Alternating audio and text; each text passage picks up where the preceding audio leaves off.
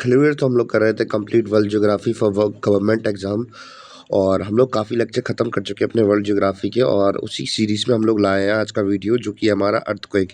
यानी कि आज के लेक्चर में हम लोग अर्थक्वेक के बारे में समझेंगे, क्या होता है क्या नहीं होता है, इसके बारे में देखेंगे। तो पिछला चैप्टर हम लोगों ने वोल्केनो ख़त्म कर दिया था, जो कि मेरी चैनल की प्लेलिस्ट में डला है। तो भैया इंडियन ज्योग्राफी पूरी ख़त्म हो चुकी है, हिस्ट्री वगैरह भी सब खत्म हो चुकी है, और आज की वीडियो में हम लोग बात करने वाले हैं वर्ल्ड ज्योग्राफी के बारे में। ठीक है, तो स्टार्ट करते हैं अपना लेक्चर बिना किसी देरी के। तो भैया अर्थक्वेक क्या होता है, तो यानी कि अर्थक्वेक क्या होता है ये समझते हैं।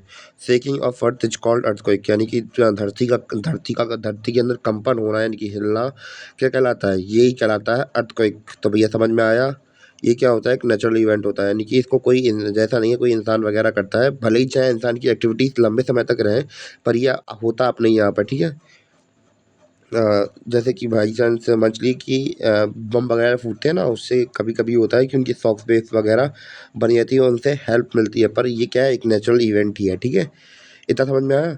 और ये हम लोग बात करें कि ये होता कैसे है, कोई भी समझते हैं। It is caused due to the sudden release of energy that travels in the form of waves in all direction.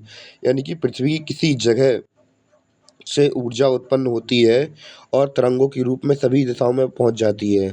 और जहाँ पे हमें महसूस होती है, जैसे मैं जहाँ पे खड़ा हूँ, अगर मुझे वो तरंग महसूस हो रही है, माने यानी कि पूरी ज़मीन हिल रही है, काँप रही है जहाँ पे मैं खड़ा हूँ, तो भैया उसी को हम लोग क्या बोल देंगे, उसी को हम लोग बोल देंगे अर्थक्वेक। तो क्लियर हुआ, यानी कि धरती का हिलना हमारा क्या कहलाता है, अर्थक्वेक कहलाता है। ये एक नेचुरल इवेंट है। और ये हम लोग बात करें कि एकदम सडन किसी भी धरती की सतह है, सतह के नीचे कहीं से एक एनर्जी रिलीज होती है, तो भैया वहाँ से जो हम लोग बात करें, वो एनर्जी सभी डायरेक्शन में रिलीज होती है, और भैया जहाँ हमें महसूस होती है वही क्या कहलाता है, अर्थक्वेक कहलाता है। हर धरती कांपने लगती है, हिलने लगती है, तहतहाने लगती है, और भैया अलग अलग मूवमेंट देखने को मिलते हैं हमें। भैया बिल्डिंग कोलैप्स कर जाती है, भैया इसके बहुत बहुत बहुत बड़े बड़े परिणाम होते हैं। बड़ी बड़ी बिल्डिंग्स को ऐसे ही तोड़ देते हैं, हजारों लोग ऐसे ही मर के दब के एक्सपायर हो जाते हैं। क्यों? क्योंकि भैया वहाँ पे अर्थक्वेक आया है। तो क्लियर हुआ अर्थक्वेक की इंट्रोडक्शन के बाद। तो इतना तो हमने जान लिया कि भैया अर्थक्वेक कैसे आता है, कब आता है, मतलब और कितनी इंटेंसिटी के साथ आता है, ये तो हमने देख लिया। हम लोग बात करेंगे कि अर्थक्वेक होता है, वो हमें पता है कि धरती की अलग अलग लेयर्स होती हैं। तो इनमें जो अर्थक्वेक होता है वो एक्चुअली आता कहाँ पे है, तो यहाँ पे पॉइंट वन के नोट डला हुआ भी है कि भैया 99% जो अर्थक्वेक्स होते हैं वो कहाँ होते हैं, लिथोस्फीयर के अंदर ही उत्पन्न होते हैं, यानी कि ऊपरी चट्टान। तो लिथोस्फीयर को हम लोग समझते हैं क्या होती है लिथोस्फीयर। तो भैया यहाँ पे हमारा ये है सरफेस, ये 200 किलोमीटर तक हमारा होता है लिथोस्फीयर, और नीचे होता है स्टेनोस्फीयर। ठीक है, तो भैया लिथोस्फीयर की हम लोग बात कर रहे थे। यहीं पे हमारा क्या हो रहा है, ये रहा सेंटर, यहाँ से हमारा क्या हो रहा है, अर्थक्वेक उत्पन्न हो रहा है, यानी कि जनरेट हो रहा है। इतना पॉइंट क्लियर हुआ या नहीं हुआ? तो यानी कि हम लोग बात करें कि अर्थक्वेक कहाँ उत्पन्न होता है भैया, लिथोस्फीयर के अंदर। क्लियर है था? तो भैया अभी तक हम लोगों ने जहाँ पिछली ऊपर स्लाइड के अंदर हम लोगों ने बात की थी कि हमारे धरती के अंदर किसी पॉइंट से हम लोग बात कर रहे थे कि हमारा अर्थ एनर्जी रिलीज होती है, जो कि ऑल डायरेक्शन में होती है, फैल जाती है। उसको और समझ लेते हैं, जो हमने स्टेटमेंट कहा था उसको समझते हैं। तो मान लीजिए हमारे लिथोस्फीयर के अंदर ये दो चट्टानें हैं, ठीक है। तो अब ये चट्टानें हैं, इनके ऊपर लग रहा है क्या, दबाव लग रहा है ऊपर से। तो भैया कभी कभी ये होता है कि ये चट्टानें थोड़ा मूव कर जाती है अपनी जगह से। जैसे ही मूवमेंट करती हैं तो भैया ये खाली जगह होती है, भैया यहाँ पे निकलता है मूवमेंट। और ये जो सेंटर जहाँ से मूवमेंट किया, इसी सेंटर को बोलते हैं फोकस, और इसी से निकलता है कि हमारा अर्थक्वेक प्रोड्यूस होता है, यानी कि वही एनर्जी यहीं से निकल रही है। और ये एनर्जी निकलेगी तो भैया आसपास की ऑल डायरेक्शंस में फैल जाएगी। तो कैसे कैसे निकल रही, 1 2 3 4 5 6 7 अलग अलग जगह पे हमारी जो एनर्जी है वो निकल रही है। ठीक है, तो बाकी की जो 5 तरंगे हैं वो तो ये नीचे तरफ चली जाएंगी, और जो बाकी की 3 तरंगे बची हैं जो ऊपर की तरफ जा रही हैं, तो भैया इन्हीं से हमें पता चलता है अर्थक्वेक कितनी इंटेंसिटी के साथ आया था। ठीक है भैया, क्लियर हुआ या नहीं? फोकस तो इसी को पॉइंट को बोलते हैं जहाँ से हमारा जो अर्थक्वेक होता है वो ओरिजिनेट हुआ होता है, और इसी को हम लोग हाइपोसेंटर बोल देते हैं। तो भैया आप लोग कंफ्यूज मत होना कि कहीं पे हाइपोसेंटर लिख के आया और कहीं पे फोकस लिख के आया, तो भैया दोनों एक ही जगह होती हैं। यानी कि अर्थक्वेक होता है उसका सेंटर, यानी कि जहाँ से हमारा अर्थक्वेक उत्पन्न हुआ था। इतना क्लियर है या नहीं आपको? ठीक है भैया, इतना हमने कर लिया। अब हम लोग बात करेंगे कि भैया इन वेव्स के ऊपर जो सरफेस है उसके ऊपर कौन सी वेव पहले पहुंचेगी। तो जैसे कि हमने अभी कहा था कि भैया पहली, दूसरी और तीसरी वेव ऊपर तक पहुंचेंगी, और सबसे पहले कौन सी पहुंचेगी सबसे ऊपर? सबसे पहले पहुंचेगी एपी सेंटर, इसे बोलते हैं अर्ध केंद्र। तो सर एपी सेंटर ही वो पॉइंट होता है जहाँ पे अर्थक्वेक आता है, तो भैया धरती के सरफेस के ऊपर। ठीक है, क्लियर है? इतना आई थिंक क्लियर होना चाहिए आप लोगों को अब। और हम लोग जिस पॉइंट के बारे में बात कर रहे थे उसकी डेफिनेशन ऊपर लिखी है। तो भैया पृथ्वी पर वह जगह जहाँ पर अर्थक्वेव या अर्थक्वेक सबसे पहले पहुँचता है, तो अर्थक्वेक सबसे पहले फील किया जाता है, तो वो जगह है कौन सी? एपिसेंटर। ठीक है, क्लियर है। तो भैया हमने ये देखा कि भैया हमें अर्थक्वेक क्यों महसूस हुआ। अर्थक्वेक महसूस हुआ उन वेव्स के कारण। तो भैया अब हम लोग वेव्स के बारे में थोड़ा समझने की कोशिश करते हैं। अगर भैया हम लोग वेव्स की बात करें तो भैया वेव्स के बारे में हमने क्या देखा था? वेव्स के बारे में हमें ये पता है, तो दो प्रकार की वेव्स होती हैं, एक तो होती है बॉडी वेव और दूसरी होती है सरफेस वेव। तो भैया अब हम लोग बात करें, ये हमारा अर्थ अर्थ का कोई स्ट्रक्चर है, ठीक है? तो अर्थ के स्ट्रक्चर के अंदर हम लोग बात करें कि भैया यहाँ से कोई वेव निकल रही है। क्या निकल रही है? कोई वेव निकल रही है। तो भैया जब ये वेव निकल रही है, जब ये धरती के गर्भ के अंदर है, तो इसे हम लोग क्या बोल देंगे? इसे हम लोग बोल देंगे बॉडी वेव बोल देंगे। क्या बोल देंगे? बॉडी वेव बोल देंगे। और अगर इसके सरफेस के ऊपर, यानी कि ये सरफेस है, अगर सरफेस के ऊपर बह रही है, धरती की सरफेस के ऊपर है, बह रही है, तो इसे क्या कर देंगे? सरफेस वेव कह देंगे। इतना क्लियर है? तो भैया बॉडी गर्भ के अंदर बह रही है, तो भैया ये क्या है? बॉडी वेव है। और सरफेस पे बह रही है तो सरफेस वेव। क्लियर है था?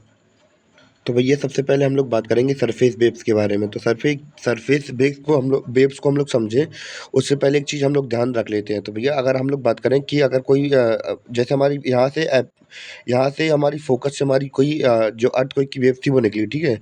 तो भैया हम लोग ये देखेंगे कि भैया अगर इस सरफेस के अंदर हमें जितना ज़्यादा डेंसर मटेरियल मिलता जाएगा, यानी कि जितना सॉलिड कोई चीज़ मिलती जाएगी भैया, उतनी उतनी जितनी जितना सॉलिड वो होगा, जितनी उसके अंदर डेंसिटी होगी भैया, उतनी तेज़ी से ही हमारी अर्थ वेव क्या करेगी? ट्रैवल करेगी। यानी कि the denser the material higher is the velocity, यानी कि जितना ठोस पदार्थ होगा उतनी तेज़ी से हमारी गति होगी, ठीक है? समझ में आ गया? तो भैया यहाँ पे हमारा क्या है? फ़ोकस है, फ़ोकस से निकलने वाली यहाँ पे हमारी क्या है? बॉडी वेव्स हैं। क्या है? बॉडी वेव्स हैं। क्लियर है? और यहाँ पे जितना भी हमारा बात करें मटेरियल, अगर अगर डेंसर मटेरियल होगा तो भैया उसी तेज़ी से हमारी वेव्स क्या करेंगी? मूव करेंगी। इतना क्लियर है या नहीं है? तो भैया अब हम लोग इस फिनोमेना को समझ लिया है कि भैया अगर मटेरियल अगर सॉलिड ज़्यादा होगा तो भैया उसकी वेलोसिटी बहुत तेज़ हो जाएगी, किसकी? अर्थक्वेक की वेव्स की, ठीक है? तो भैया हम लोग यहाँ से हमारी कोई वेव्स निकल रही हैं, ठीक है? यहाँ से 1 और 2 वेव्स निकल रही हैं, तो ये वहाँ से वेव्स निकल रही हैं, और ये एपिसेंटर भैया मिट्टी साइड है, इलाका है। यानी कि यहाँ चट्टान रखी हुई है, यहाँ पे क्या है? हमारा मिट्टी वगैरह डली हुई है। तो भैया हमें, जैसे कि हमने अभी हाल आपको कॉन्सेप्ट बताया कि भैया जहाँ का एरिया डेंसर होगा, यानी कि जहाँ जिस सब्सटेंस का एरिया डेंसर होगा, तो उतनी तेज़ी से हमारी वेव्स क्या करेंगी? ट्रैवल करेंगी। तो भैया यहाँ से हमने फ़ोर्स मारी और भैया हम चट्टान के पास पहुँच गई। चट्टान के पास जैसे ही पहुँची तो भैया यहाँ पे ज़्यादा तेज़ी से हमारी वेलोसिटी बढ़ेगी अर्थ वेव्स की, कि यहाँ पे मिट्टी में। तो आप लोगों ने सही अंदाज़ा लगाया कि भैया जो सॉलिड है वहाँ पे हमारी मिट्टी बहुत मतलब जो वेव्स हैं बहुत तेज़ी से भागेंगी और जाएँगी कहाँ पे? अगर इसके पास-पास कोई, हम लोग बात करें इस चट्टान के आस-पास कोई बिल्डिंग वगैरह हुई, तो भैया चांसेस ज़्यादा है कि भैया वो क्या करेगा? इस जगह को तबाह कर देगा। इसका एग्ज़ाम्पल अगर हम लोग रियल लाइफ़ में देखें तो भैया नेपाल साइड में आप लोगों को पता होगा भूकंप वगैरह आया था अभी कुछ सालों पहले। और वो किस लिए आया था? क्योंकि भैया वो कैसा है? माउंटेनियस रीजन है, वहाँ पे हम लोग बात करें चट्टानें, पहाड़ वगैरह ज़्यादा देखने को मिलता है। इस वजह से जो चट्टान वाला एरिया होता है, अगर वहाँ पे भूकंप आता है तो भैया ज़्यादा खतरा वहाँ पे देखने को मिलता है। इतना क्लियर है या नहीं आप लोगों को? कोई डाउट लगे तो पूछ लीजिए। तो बस इतना समझ में आया। इसके बाद हम लोग देखेंगे कि भैया अभी तक ये क्या कर रही थी? अंदर-अंदर थी, तो भैया बॉडी वेव थी, और जैसे ही सतह से टकराएगी तो भैया कौन-सी वेव बन जाएगी? तो भैया ये बन जाएगी सरफेस वेव। इतना क्लियर हुआ या नहीं? कोई डाउट इसमें?